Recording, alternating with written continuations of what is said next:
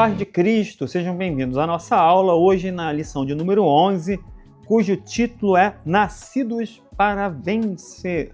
O autor, pastor Walter Brunelli, trouxe para nós esse presente, essa dádiva, que é essa lição das epístolas universais ou gerais. Então, esta lição trabalha ainda a carta de 1 João, principalmente sobre o capítulo 5, onde temos esse versículo que trabalha o nosso título, a vitória que vence o mundo, a nossa fé. Pensando dessa maneira, o destaque então dessa nossa aula, é claro, ser nascido de Deus.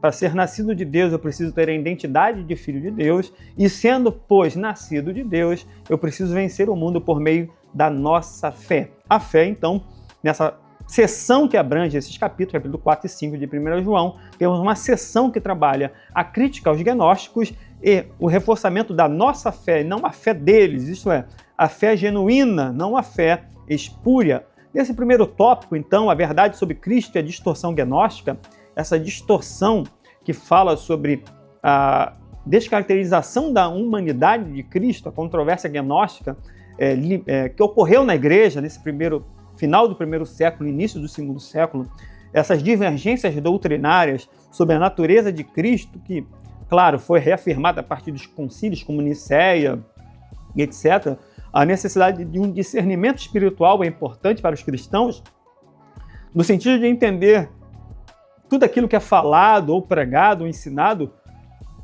tem que passar por um filtro, é preciso discernir o que está acontecendo.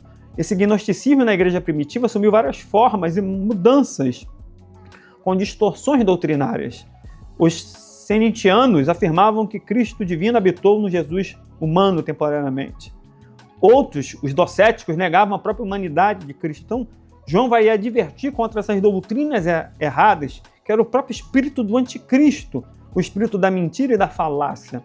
Então, o poder de Deus para que possamos vencer esse mundo contraditório da verdade se dá pelo novo nascimento, nascer de Deus e a vitória que vem contra o mundo, que é a nossa fé. Então, o contexto gnóstico vai buscar uma visão diferente, uma visão, melhor dizendo, diferenciada ou diferente, dividindo os crentes entre elite intelectual e vulgar, já que o gnosticismo é um tipo de filosofia, e o João vai dizer que não é algo apenas filosófico ou intelectual, mas a evidência da fé que se dá pelo amor.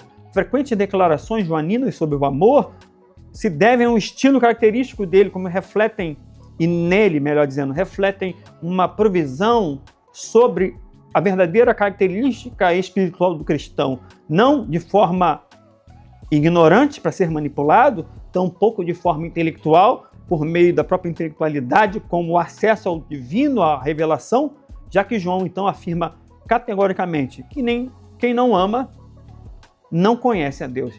E o conhecimento mais profundo de Deus se dá a partir do relacionamento de amor com Ele. Não se pode conhecer a Deus se não amá-lo.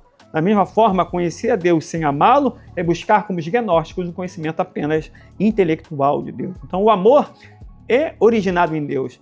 Em 1 João 4, 10, 19, vai dizer que Deus é amor. E Deus também nos amou. 1 João 4, 11. Amados, se assim Deus nos amou, também devemos amar uns aos outros. Então, o eterno Deus demonstra a partir da sua existência amorosa o Pai que ama o Filho que é amado, o Espírito que é a manifestação contundente desse amor, que une as pessoas divinas, pode também unir as pessoas humanas, isto é, eu e você. Então, devemos amar uns aos outros. Esse princípio implica entender as demais análises joaninas, que nos responde, então, que o caminho para a nossa vitória passa pelo amor que resulta na fé. Fé não apenas na fé da salvação, mas todo o sistema teológico que podemos entender como crença, isto é, a fé. Nesse segundo tópico, o autor fala do caminho para a vitória. Como então podemos receber essa filiação e termos a capacidade de superar o mundo e toda a sua influência maligna, todo esse sistema que se opõe a Deus? Primeiro ponto, reconhecer que Jesus é o Cristo, isto é, o Messias prometido, e declarar ao mesmo tempo que esse Messias é Deus, isto é, o Deus encarnado, completamente Deus e completamente homem. João entende as dificuldades da explicação teológica, mas por isso trabalha de forma mais prática que, para entender esse Deus misterioso, o mistério se revela a partir do amor. Assim, o apóstolo reafirma que todo aquele que crê nessa verdade, qual verdade?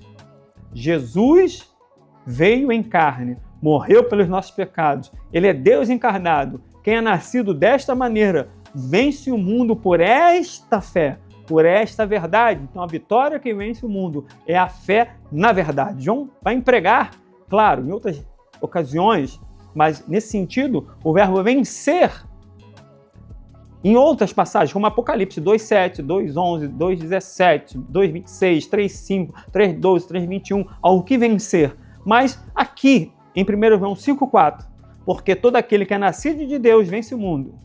E essa vitória que vence o mundo, a nossa fé, a fé no Deus verdadeiro, a vitória que vence o mundo. A fé, porém, não como uma fé universalizada nesse sentido, porque é uma fé que aparentemente não é para todos, no sentido de alguns se afastarem dessa verdadeira fé por causa do gnosticismo, o que rejeita, então, a própria divindade ou rejeitando a própria humanidade de Cristo. João afirma que há testemunhos.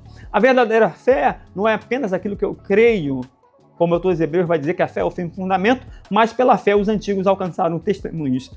De fato, a verdadeira fé é um testemunho, isto é, algo que possa ser visto e notado pelas pessoas. E o verdadeiro testemunho dessa fé, João vai afirmar em 1 João 5:7-9, que o Pai, a Palavra e o Espírito são um só. E na terra, também aquilo que concorda com o Pai e o Filho e o Espírito Santo, sendo então um texto trinitário ou triádico. Do céu, o Pai e o Espírito confirmam a missão do Filho, e na terra, o Espírito respalda, fortalecendo, confortando os crentes, até mesmo convencendo do pecado, da justiça e do juízo, para que haja então uma transformação e um retorno à realidade do amor divino. Acolher o testemunho interior, então o Espírito em mim, como diz Romanos 8:15-16, clama com gemidos inexprimíveis ao Abba Pai, para que possamos então entender a nossa convicção espiritual. No terceiro tópico, o autor fala do conhecimento que transforma. O verbo conhecer, o geno, o gnosis, conhecer é muito mais do que ver algo e entender, é ter uma intimidade. Conhecer no sentido bíblico é saber a real existência, não apenas pela aparente descrição, mas conhecer no profundo, a fundo, ter uma intimidade com. João então faz uma oração eficaz, alinhada à vontade de Deus, dizendo em 1 João 5,14, porque Deus então às vezes não nos responde, já que somos nascidos de Deus e vencemos o mundo? Porque muitas das vezes podemos pedir a partir de desejos egoístas e não desejos que serão externados a partir da comunhão, do resultado de servir ao outro e servir à igreja. Contudo, o Deus também diz não. Se Deus é nosso Pai, e se Cristo sendo Filho por geração em carne, recebe um não no Getsemane, e nós também receberemos um não de Deus em algum momento. João vai então entender que a nossa oração será eficaz quando a nossa oração estiver alinhada à santa, perfeita e agradável vontade de Deus. Mas ele continua a compreender e recomendar que precisamos continuar orando. A oração é algo importante. A compreensão sobre o pecado e sobre a vida se dá a partir, então, que a vida só recebe a sua plenitude na morte. Então, a transgressão leva à morte, mas a nossa morte, não na transgressão, contudo, em Cristo, nos leva, então, a essa vida, uma vida não qualquer.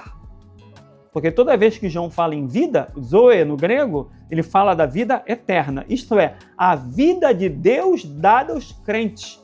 A vida do próprio Deus é retirada para os crentes, ou seja, é dada aos crentes a vida que pertence ao próprio Deus, vida eterna.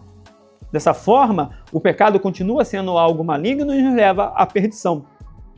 Deste modo, temos um advogado, 1 João 2,1, que é Jesus Cristo, e pelo seu sangue todos os nossos pecados são perdoados. E nisto, provamos o verdadeiro amor de Deus pelo perdão dos nossos pecados e pela comunhão e perdão dos outros, porque todo aquele que recebe perdão precisa também liberar o perdão. Pensando dessa maneira, há uma convicção. Qual era, então, a corrente gnóstica que negava a encarnação de Cristo? O docetismo.